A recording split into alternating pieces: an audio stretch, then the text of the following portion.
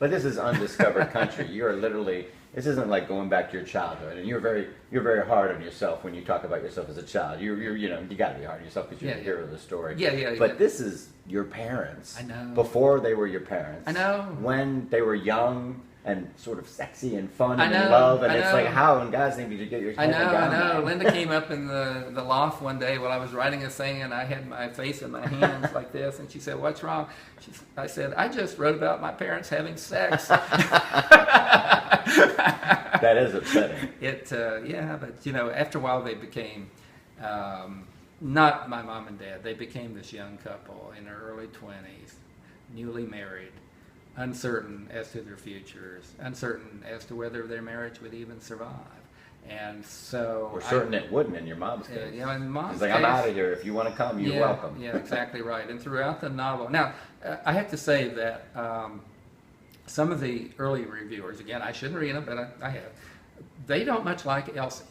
They think that she's great. Well, I do.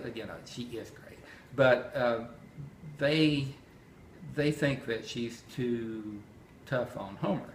They like Homer. That's kind of a reverse from Rocket Boys, where everybody loves my mom and they're not sure about Homer. Well, it's just a reverse here, because I wrote Mom. Mom didn't have many filters throughout her life, and I wrote her as she was. With Rocket Boys and the other memoirs, we don't see her on screen, let's say, very much. She just comes in, makes her little acerbic comments, cleans everything up, and leaves.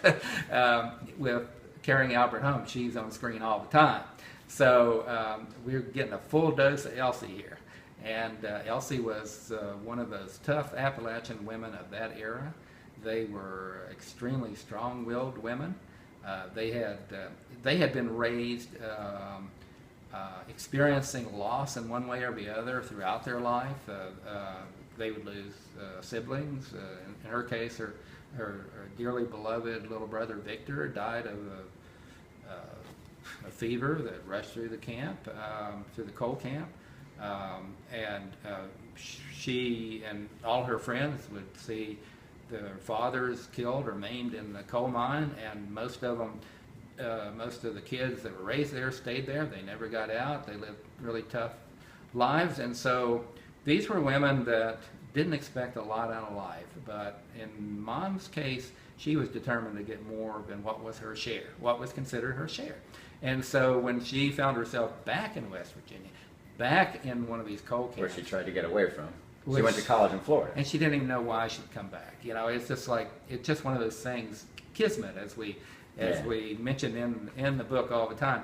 It's kismet. What brought me back? What put me in this situation? I like to say, and I say it in the book, that Elsie felt like that her life was a jigsaw puzzle without the picture on the box. She didn't know how all the pieces were supposed to fit together. This is a love story about two young people, and it's 1935 in the midst of the Great Depression. Right.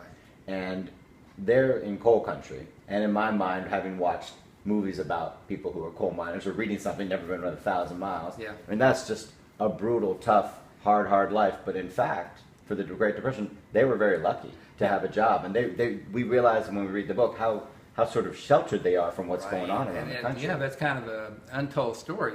The coal fields were isolated and busy. The nation would have frozen to death if that coal wasn't dug. The steel would not have been made. And so they were busy. But now it's a harsh life all by itself. You don't need the Great Depression. No, I know. But they were not going hungry. But it was different. Yeah, it was different. They weren't going hungry. So,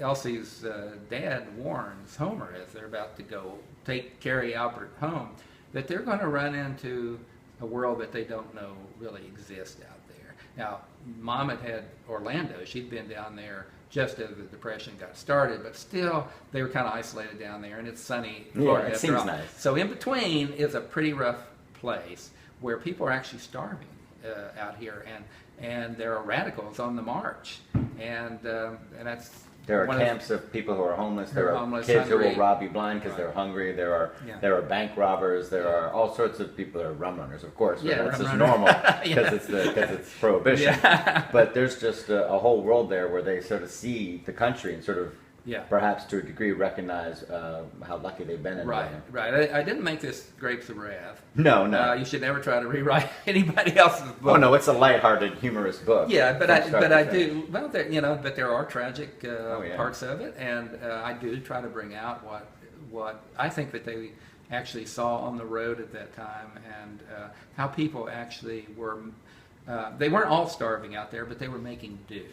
And so as we see Homer and Elsie go through their various episodes, we see the people around them and what kind of life that they've carved out for themselves in the middle of this depression. I believe that no matter how hard economic times are, I think Americans especially we can figure out how to have a good life. We live in this beautiful country, after all. And so even if you're dead broke, you can walk outside and see some mighty nice scenery, at least. And I must say, and also meet a lot of nice people. The fact is, I've always said, if you're overseas, I don't care who you are. I don't care if you're from Mozambique. If you're overseas and you get in trouble, your best bet is to go ask help from an American. Find an American on the street, and he or she will help you. That's just the way we are. We can't help it. I mean, it's to our detriment a lot of times, but it's just the way we are.